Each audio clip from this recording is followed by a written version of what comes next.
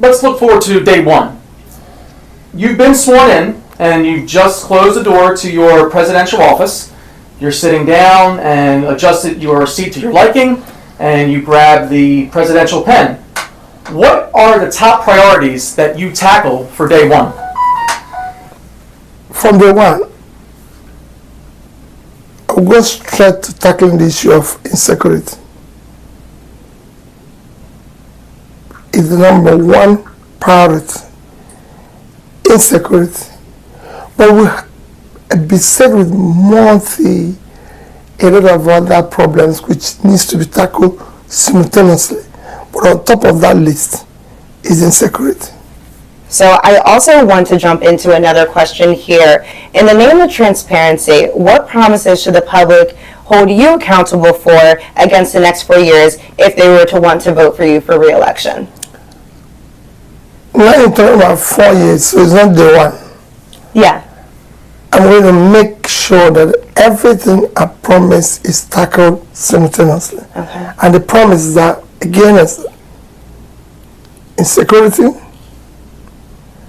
dealing with the issue of rule of law and orders in the government, bring stability in the polity, uniting the country, ensuring that there is transparent and visible good governance, fighting areas of corruption, which will be visible and transparent, and people will see it. Cutting the cost of governance, investing in human capital development, and ensuring that critical areas of infrastructure, like power, is seen to be tackled. Okay. And this, I've said, people will see, whatever we're doing will be visible, it will be measurable, people can see it. And I think that's very important for it to be visible and measurable. So that's something that we can look forward to. So thank you. That's great to know. Given the numerous challenges that Nigeria faces, corruption, like you mentioned, a lack of stable electricity, lack of job growth, etc., what message would you have for those who have already just simply given up? Well, like it's happened in every other nation. What we're going through now and have happened in other nations. What it requires is just leadership. If we have a competent leadership with character and capacity, you start trying to pull the country out of all this. There's nothing difficult in saying, hey, today we're generating 4,000 megawatts of electricity, that we're going to move it in 4 years, in 5 years, from 4,000 to at least 10,000. It was a rocket science. We'll do it, people will see it, people will feel it. We're going to deal with the issue of corruption. It's something that is, as I preach it every day. If the leader is not corrupt, his family and those around him are not, you reduce it by 70%. And whoever is doing it knows that he's going to face the law. So if you're caught in it, no question, nobody's above the law. And you start doing this. You see, when you start doing the right things, issue of what is even mentioned, job creation, if you tackle the intangible assets of insecurity, which is number one, deal with the issue of rule of law, law and order, invest in human capital development, you're going to start attracting people to come and invest local first, your diaspora, then foreigners. So also, anytime the question is asked, essentially, everyone always affirms that they believe in a more inclusive government. However, we've seen time and time again, whether it has to do with gender, ethnic group, physical ability, that action isn't necessarily taken. In your if you were to be elected, what specific pledges can we hold you accountable for regarding to this subject? When it means inclusiveness, for me, it is about, I said it before, about competence and capability. As governor of the state, of one of the states in Nigeria, I had, for example, more women working for me than men. Okay. Because they were competent. Right. So it's not a question of, it's not something that you're entitled to. Right. You know, it's not an entitlement. Right. It is the question of, are you qualified?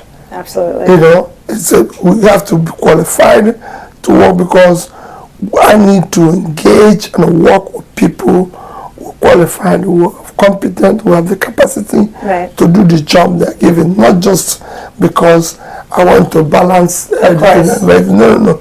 There's no balance in this time, because we're running against time. So you need to work with those who believe in your vision, who can help you to drive that vision, and will include everybody. It's almost an exclusive consumption economy, and it's important to transition to production. And what specific industries would you be focusing on for that? That's what I've always preached, and I want to move the country from consumption to production. And when you talk about production, it is a whole vast thing. You start from, and I give you an example of what I'm saying. If you go to Nigeria has vast land, vast uncultivated land. It's a country that today is sitting on 923,000 square kilometers of land. Fertile land in most places and everything. So you need to move it. You need to get people to go back to the farm. Again, security issues in some of the farms. You need to deal with the security issues. To get those who have left their farmland to go back, and you need to have a development bank like agricultural bank to support more production in that sector, so that they can feed themselves, Nigeria can feed itself, and export agricultural products, which is very critical to us. We need our greatest assets, assets in terms of physical assets today is the land we have. So we have vast land, physical assets, which we can invest in, not oil. The land can give, if we manage it more effectively, it can give us more money than oil. But today we're dependent on oil. If oil had not saved Venezuela, we have 10 times more oil reserve than we have in the 7 months. And oil is a diminishing asset. Even in America, Texas is not the biggest state, it's California. We talk about 2 things: land, agriculture, and knowledge. And it's something for us. We can drive this through process. We can drive agriculture, we can drive knowledge. That's one of production. As I said, I will invest in agriculture, I will invest in knowledge. Again, the more you generate, transmit, and distribute more power, the more people go into manufacturing of finished goods. So these are specific areas that will help to create jobs, to everything, and that's what we need to do. Okay, so it sounds like subsistence farming and self-sustaining first, and then... Of course, no, it's not just subsistence. We're going to go into manufacturing, but we have to start at the base. You have to first have the agricultural product before you talk about manufacturing. So we're going to run everything together, but we must be productive. It's a country of 200 million people. Like I said, we have vast land, we have the population, and we have youthful population that are very energetic, and I can tell you, have the capacity to change the world. And so you did mention the youth, but Brain drain is an enormous problem that Nigeria is facing right now. Many Nigerians abroad, including myself, dream of coming back home to build a home, to invest into Nigeria, to work in Nigeria, and contribute to it. However, many of us may be particularly scared due to the increasing violence that is partaking in the country. What is your action plan to fight against domestic terrorism in Nigeria? I'm not worried about my brain drain. They will be brain gain. Because they're going to come back. When we fix the place, you'll be the first investors who will tell you what that we're going to do well now. Right. Because same thing has happened everywhere in the world.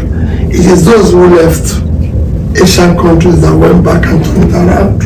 So you are going to come back and turn it around when we bring stability, secure the place, ensure that we treat rule of law and order. You will come back. So it's a game for us. Right. You know, it might be a loss now because you've gone, seen better than. So dealing with issue of terrorism, not that city, but we deal with security. We will deal with it aggressively.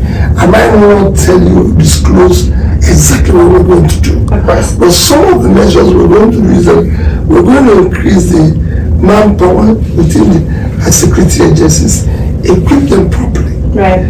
You know, support them with the political will to deal with the issue decisively. Have a multi-sectoral policing where we have police at the center, policing at the state, possibly at the local government, and even in the communities where we have security. Deal with it aggressively. It's not, like I said, it's not everywhere, but we can do it. Absolutely. Are there any misconceptions about your presidency and candidate run that you would like to address at this moment? Well, I don't think there is, except maybe people will say we don't have structures. You know, but for me, that is what we want to destroy. We want to dismantle the structure because the structures are there today are structure of criminality, structure of corruption, structure of inefficiency, structure of ineffectiveness. These are things we want to remove and bring in a movement that wants to take back the country, give it to the people, create Nigerians that will have faith in their country because they hope like her. It is no secret right now that in Nigeria currently spends more than it earns. So that is a huge problem that the country is facing right now. I understand that you have plans to cut those expenditures, and I believe you spoke to that a little bit earlier before. But specifically, how do you plan on tackling this? Not just Nigeria that spends more than it earns. A lot of other countries do the same thing. Okay. A lot of other countries are borrowing. Right. United States today owes about 80% of its GDP in debt. So everybody's borrowing. Right. Everybody's spending more. Okay. There's nothing wrong in spending more than you earn. There's nothing wrong in borrowing. It is what you do with the borrowing that makes the difference. If you borrow for investment, you'll grow. The problem we have today is that we're borrowing for consumption. The common society. Yeah. So I want to borrow for investment. How are we going to do that?